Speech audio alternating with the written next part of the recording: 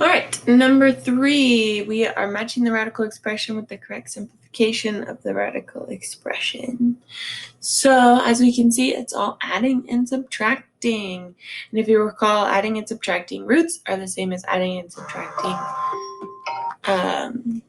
variables. So anything with that is a like term or has the same root can just be added. You can just add the coefficients.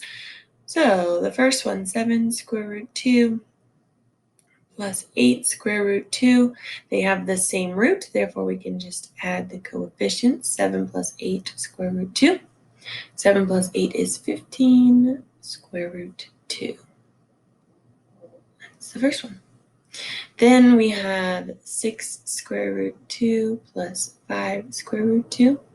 And again, they have the same root, so we can just add the coefficients. 6 plus 5 square root 2. 6 plus 5 is 11 square root 2.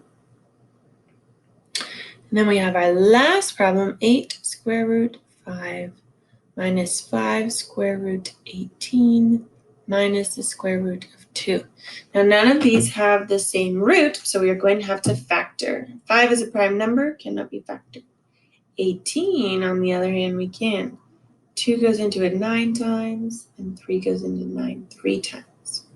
So this, negative 5 square root 18, is the same as negative 5 square root 2 times 3 times 3. Circle our pair, 1 escapes. So negative 5 times 3 with the lonely 2. Negative 5 times 3 is negative 15 square root 2. So now we can rewrite that in the equation. And we would get 8 square root 5 minus 15 square root 2 minus the square root of 2. So now we look for our like terms, which is negative 15 square root 2 and negative square root 2, which always has an understood coefficient of 1.